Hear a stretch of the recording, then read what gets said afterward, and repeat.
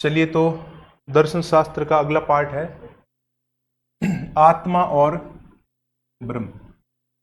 तो ये कह रहा है कि आत्मा जो है ना, आत्मा वो अंदर है और ब्रह्म जो है वो बाहर है। यानी कि बाह्य दृष्टि से अगर आप देखें तो ब्रह्म को परम तत्व माना है, और आंतरिक दृष्टि से अगर आप देखें तो आत्मा ही परम तत्व है। यानी कि अंदर तो है आत्मा और बाहर है ब्रह्म। ये दोनों ही अपने आप में सुप्रीम पावर है, सर्वोच्च है। अब ये दोनों बिछड़े हुए हैं, दूर दूर हो गए ये, और ये दोनों चाहते हैं कि हमारा मिलन हो जाए, और जिस दिन मिलन हो जाता है उसे हम कहते हैं मोक्ष की प्राप्ति होगी।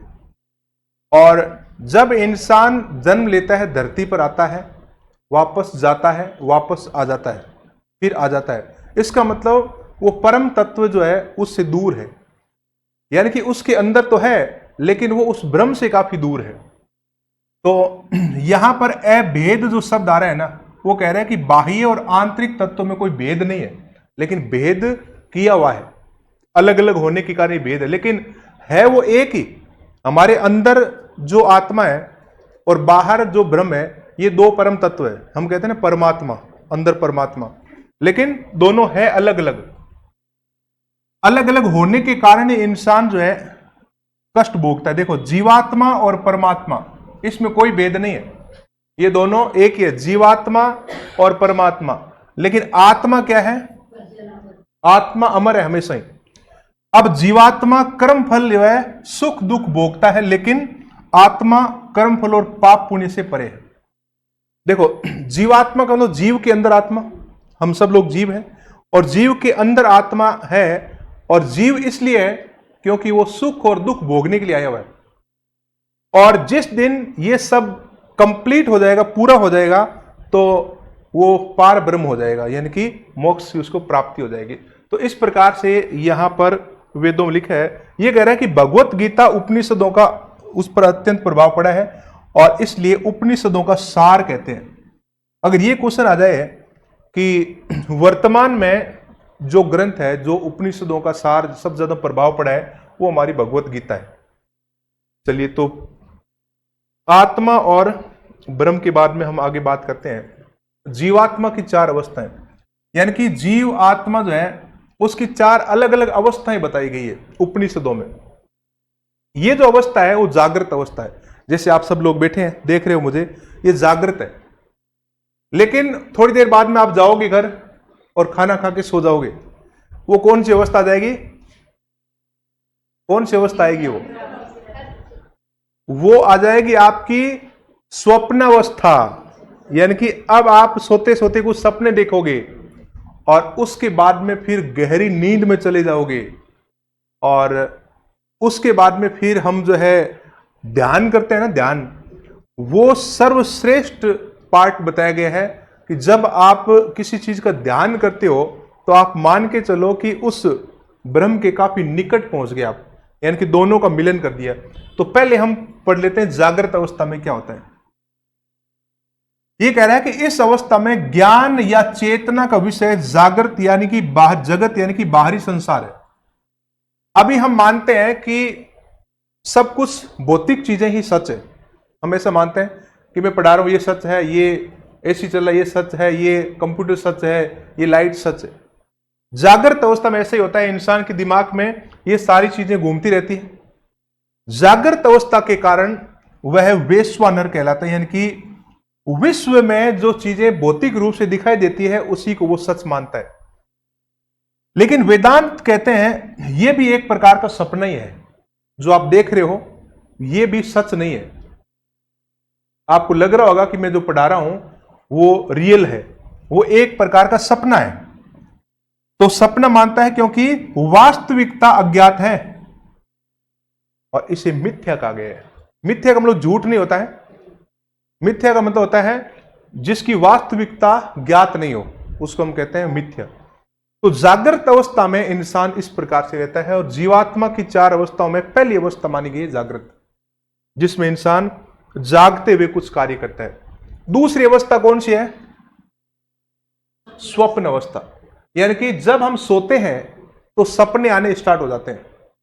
तो सपने जब आते हैं तो इस प्रकार से आपको सपने आते होंगे, आप ऐसे सो जाते हैं, आपको कुछ इस प्रकार के चित्र इमेज रील चलती रहती है, और ब्रह्मांड में कई ग्रहों की हम यात्रा करके आ जाते हैं और कई प्रकार के दृश्य देखकर आ जाते हैं। ये कह रहा है कि इस अवस्था में ज्ञान विषय आंतरिक होता है और इसमें इंद्रियां निष्क्रिय हो जाती है और चेतना को तेजस कहते हैं। देखो, ये एक प्रकार का वो मिथ्या है जो आंख बंद होने के बाद में दिखाई देता है। एक अलग संसार में हम चले जाते हैं और जागृत अवस्था में एक अलग संसार होता है जिसको अभी हम देख रहे हैं, और नींद लेने के बाद में जब सपने आते हैं तो हमारी एक दुनिया अलग हो जाती है। अब दुनिया ना वो सही है और ना ये सही है। वेदांत के अनुसार ये दोनों ही जगत मिथ्या है। वास्तविकता क्या है वो आगे आएगा। तो इस प्रकार से स्वप्न अवस्था में हमारा आंतरिक जो सिस्टम है वो काम करना स्टार्ट कर देता है। तीसरी जो स्थिति होती है उसे कहते हैं सुषुप्ता अवस्था। सुषुप्ता का मतलब होता है उसमें सपने नहीं आते हैं, एकदम साउंड स्लीप बोलते हैं ना, एकदम गहरी नींद। ऐसी निद्रा अवस्था में हम चले जाते हैं और हम किसी प्रकार से इंद्रियों से कुछ महसूस भी नहीं कर पाते हैं। और ऐसी अवस्था में अगर आप देखें, इसको हम गहरी नींद कहते हैं और सभी इंद्रियां और मन की गतिविधियों का विलय हो जाता है। हमारी जो बाहर की इंद्रियां होती है, जो हम देखते हैं, जो हम स्पर्श करते हैं, जो सूंघते हैं, ये सारी इंद्रियां जो है, अंदर का जो सिस्टम है, अंदर का जो सिस्टम जिसको हम कहते हैं सुषुप्त अवस्था, इच्छा, चिंता, स्वप्न, मोह, ये सारी चीज खत्म हो जाते हैं और इंद्रियां आंतरिक सिस्टम के साथ विलीन हो जाती है। अच्छा, नींद में कभी आपको ऐसा लगा कि मुझे कुछ सुनाई दे रहा है, मुझे कुछ स्मेल आ रही है? ऐसा कुछ भी नहीं होता है। नींद आने के बाद, गहरी नींद आती है तो किसी भी प्रकार के स्मेल का पता नहीं लगता है। इसका मतलब हमारा जो है इंद्रियां निष्क्रिय हो गई है, तो मन की गतिविधियों में उसका विलय हो गया।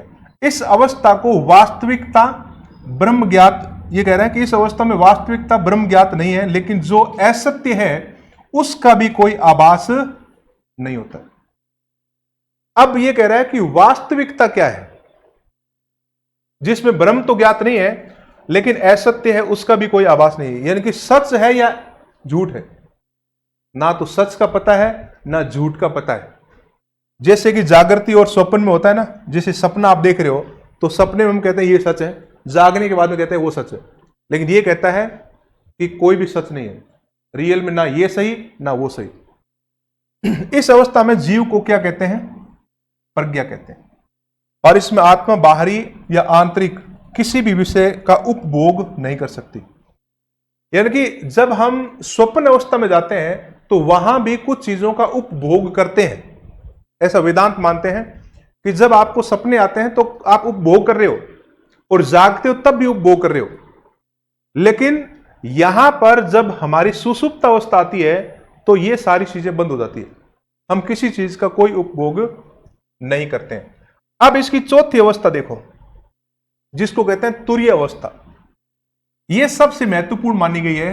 अवस्था का नाम क्या है? तुरीय। तुरीय का मतलब होता है ध्यान में लीन हो जाना, आत्म चेतना की अवस्था। इसको आत्म चेतना की अवस्था, जीवात्मा को उस समय आत्मा कहते हैं। यानी कि जीव जो है ना, जीव की आत्मा और बाहर की आत्मा, इनका मिलन हो जाता है। इसको समाधि भी कहा जाता है।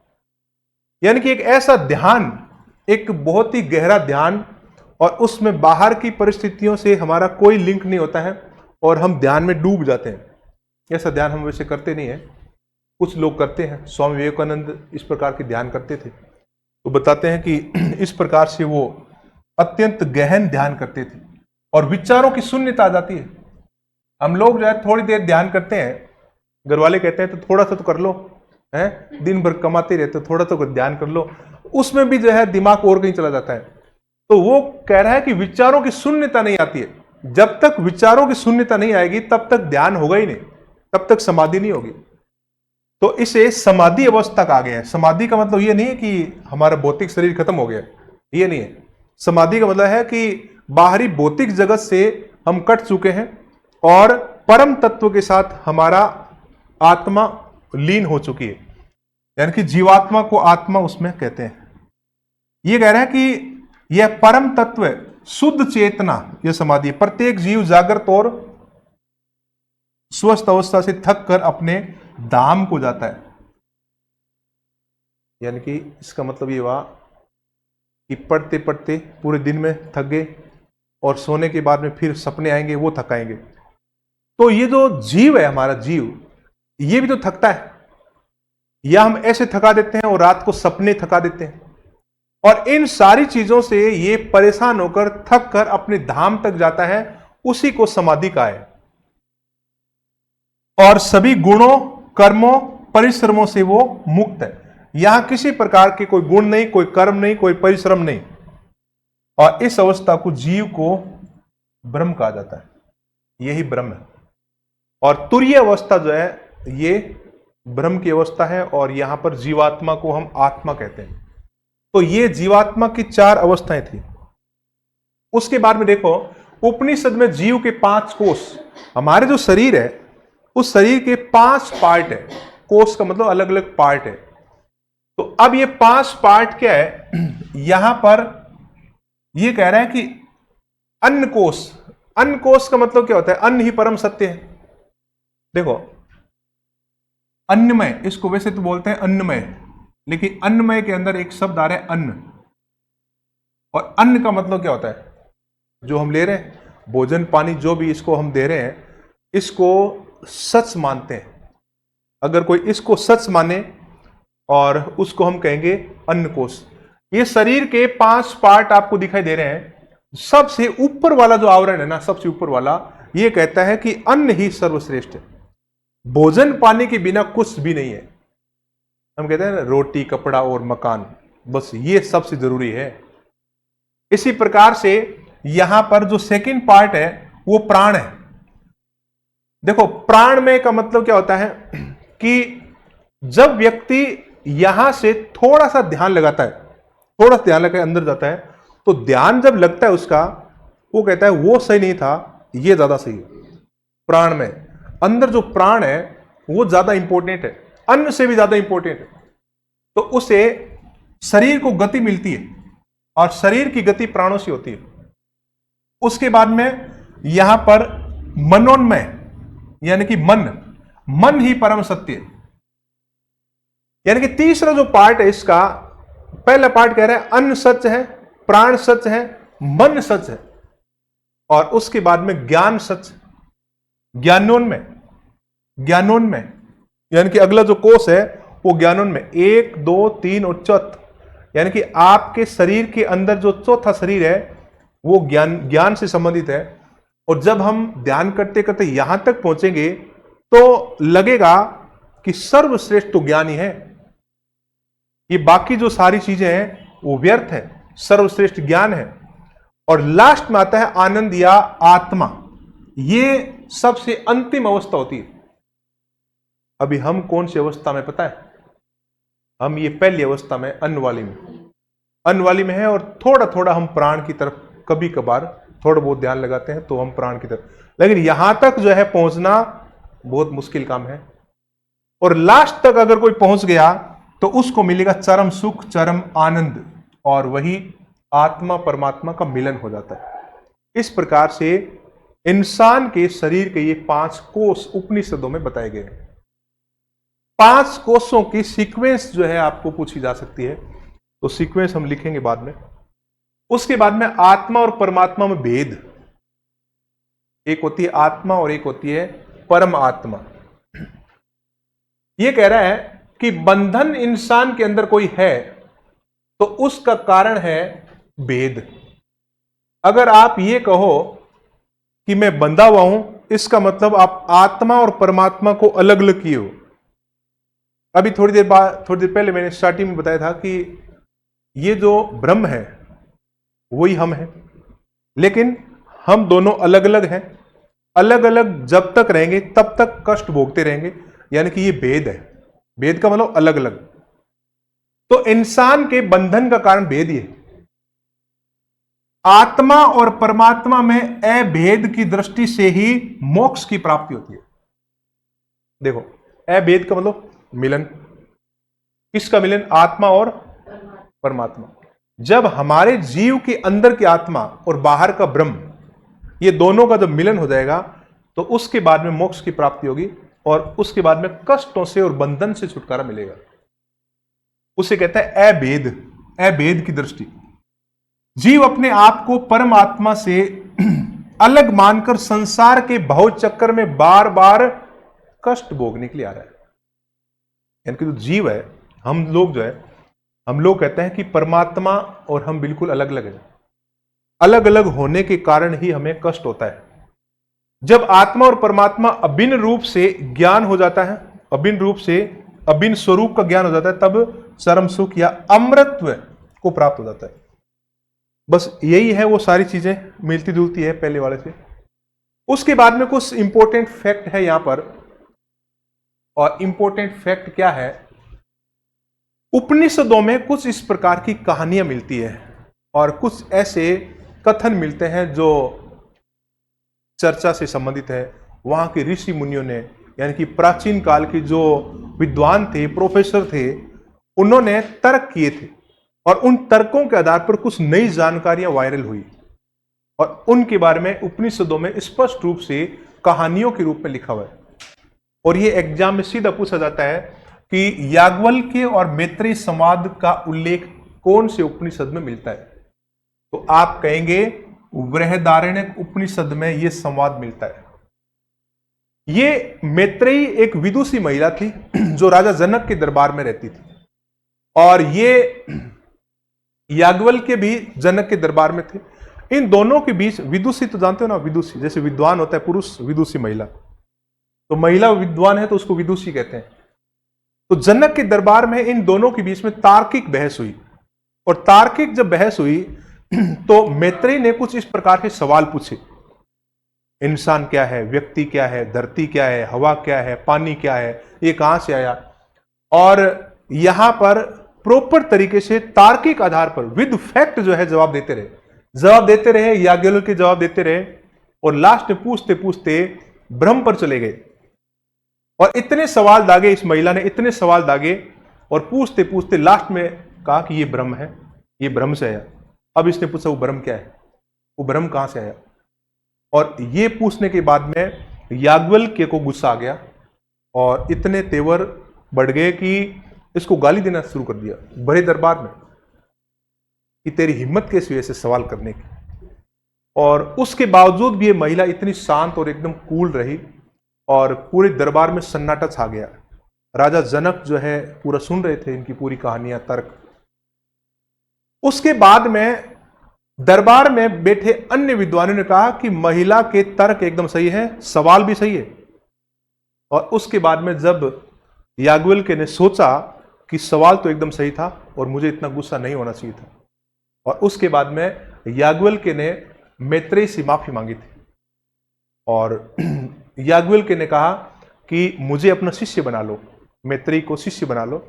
बाद में मैत्रेयी ने कहा कि नहीं, मैं आपकी पत्नी बनूंगी और आपसे मैं कुछ सीखूंगी। बाद में ये पति पत्नी के रूप में अपना जीवन चलाते हैं। तो इस प्रकार की कहानी है, वैदारण्यक में लिखा हुआ है। चलिए, तो उसके बाद में वरुण भृगु संवाद तैत्तिरीय उपनिषद में एक संवाद मिलता है। उपनिषद में वरुण एक महान अनुभवी ऋषि थे और उनके जो पुत्र है उनका नाम था भृगु।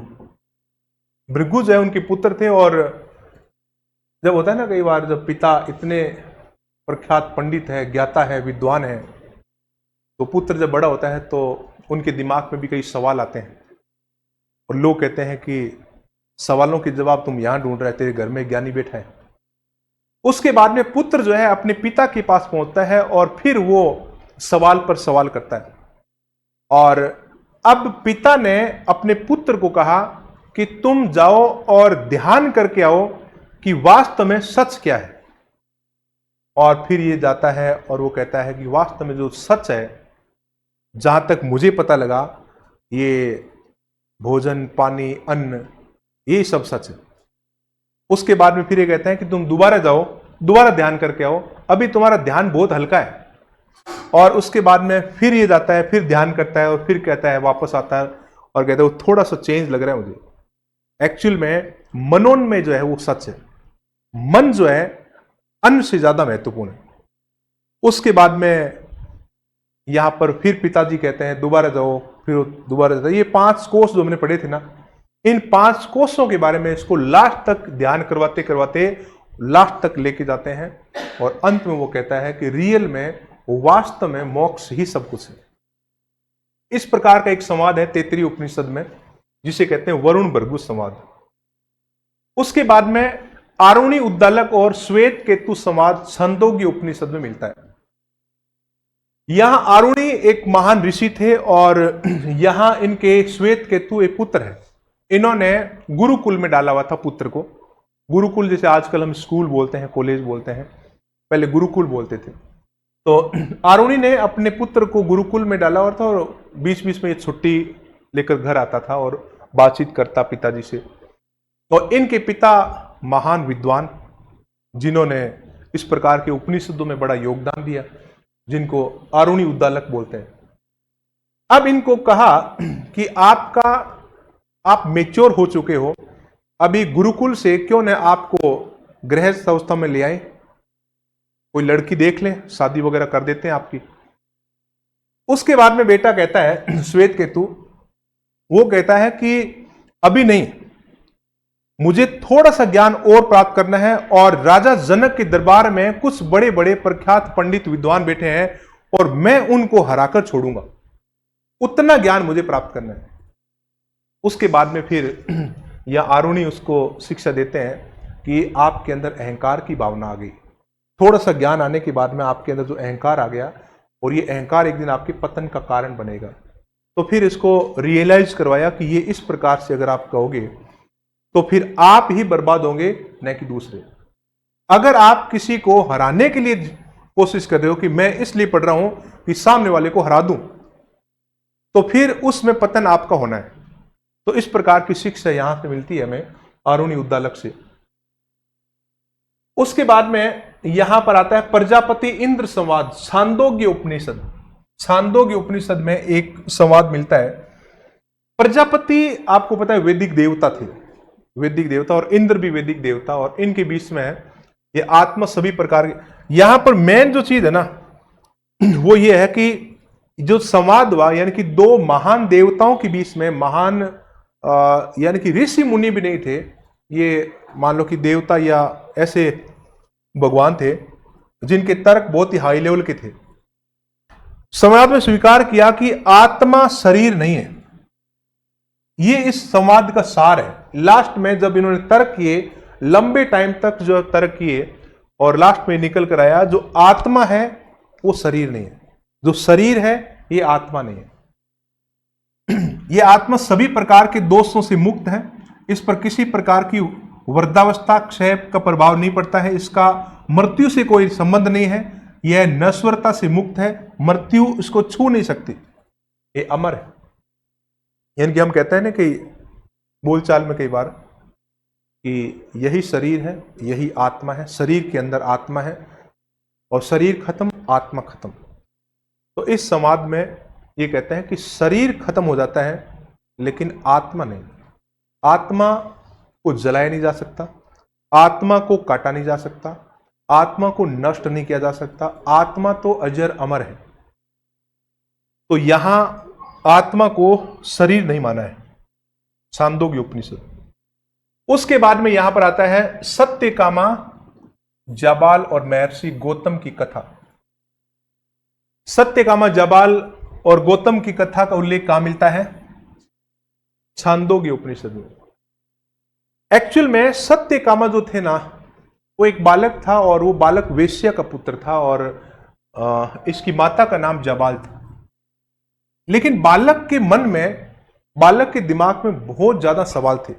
इतने ज्यादा सवाल थे कि इसने बड़े बड़े विद्वानों को ढूंढना शुरू कर दिया कि मुझे मेरे सवालों का कोई जवाब दे, और जिसके पास जाता वही इसको गोत्र पूछकर, जाति पूछकर, समाज का बैकग्राउंड पूछकर उसको रिजेक्ट कर देता कि नहीं, हम आपको ज्ञान नहीं दे सकते। और ऐसे करते करते बालक जो है महर्षि गौतम के पास पहुंच गया, और गौतम ने इसको कहा कि मैं शिष्य तो तेरे को बना लूंगा, लेकिन मैं जिसको शिष्य बनाता हूं पहले मैं उसके गोत्र की जानकारी लेता हूं और कल तुम वापस आना अपने गोत्र के बारे में जानकारी लेकर। और उसके बाद में जब ये घर गया और मां से पूछा कि पिता का गोत्र बताइए, तो उसके बाद में फिर इसकी मां ने कहा कि तेरे पिता नहीं है। ये तो उसको पहले ही पता था कि पिता नहीं है। उसके बाद में मां ने कहा कि मुझे भी पता नहीं है कि तेरा पिता कौन है। ऐसा करके उसने जो सच बातें थी वो महर्षि गौतम के सामने जाकर रख दी कि ये बात है, और मेरी मां ने कहा कि हमें अपने गोत्र के बारे में कुछ पता नहीं है और मैं हूं और मुझे ही आप स्वीकार कीजिए, और मैं सत्यकामा जबाली हूं, यानी कि जबाला जो है मेरी मां का नाम है। उसके बाद में इसकी जो तर्क देखे, ये सवाल कैसे पूछता था, वो कहता था कि बूंद जो होते हैं पानी की बूंद, वो जल में होती है और जल एक धारा में होता है और धारा नदी में होती है और नदी महासागर में, तो महासागर किस में? अब ऐसे सवालों का जवाब चाहिए इनको, और ऐसे सवालों का जवाब आम विद्वानों के पास भी नहीं था। ऐसे सवाल पूछता था ये, और जब सवालों से प्रभावित हुए तो यहां महर्षि गौतम ने इनको अपना शिष्य बनाया और छांदोग्य उपनिषद में इसके पूरे विस्तार से कहानियां लिखी हुई है। उसके बाद में आता है यमराज और ऋषि पुत्र नचिकेता का संवाद कठोपनिषद में। ये एक इंपॉर्टेंट संवाद और है। ये भी छोटा बालक है और बालक का नाम क्या है? नचिकेता।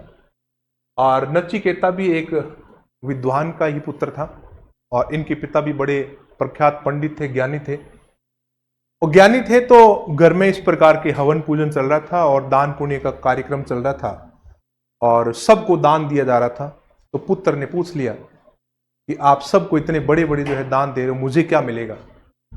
और पिता ने गुस्से में आकर बोला, तेरे को मिलेगा नरक, नरक मिलेगा तेरे को। कई बार होता है ना कि घर वालों को मूड देखकर हम बात करते हैं, अभी सही मूड में है और बिना सही मूड में अगर नहीं है और बात कर लिया तो फिर जो है ऐसे ही बोलते हूं। ऐसे ही यहां पर बोल दिया इनके पिताजी ने। और उस समय ये बताते हैं कि यज्ञ के दौरान विद्वान ने जो शब्द बोले हैं वो सच होते हैं, तेरे को नरक मिलेगा। और उसी समय इसकी मृत्यु हो जाती है और फिर उसको नरक मिलता है। और नरक में फिर वहां पर नरक में कौन है आपको पता ही है, यमराज जी एकदम तैयार खड़े थे और ये वहां पर पहुंच गया। और वहां पर जाने के बाद भी इसने वहां सवाल स्टार्ट कर दिए वहां भी रुका नहीं। तो इस प्रकार से कुछ कहानियां लिखी है कठोपनिषद में नचिकेता के बारे में।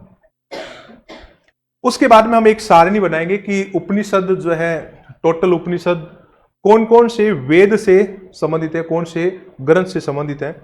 तो एक सारणी हम यहां की बनाएंगे। और उसके बाद में श्रेय मार्ग और प्रेय मार्ग, यानी कि एक भौतिक सुख वाला मार्ग और एक कल्याणकारी मार्ग। इंसान के दो मार्ग हैं, दो तरीके हैं, हम कौन सा तरीका अपना रहे हैं उसके बारे में देखो। श्रेय मार्ग को श्रेष्ठ मार्ग माना गया है कि सर्वश्रेष्ठ मार्ग यही है जीवन का। अगर कुछ करना है तो यहां आध्यात्मिकता जीवन के सत्य की ओर ले जाने का मार्ग है, यानी कि आध्यात्मिकता से हम जीवन के सत्य की ओर बढ़ते हैं और आत्मा की ओर ले जाता है और जीवन में परम आनंद का अनुभव होता है। यहां पर इसको हम कल्याण या लोक कल्याण की बात करते हैं। देखो,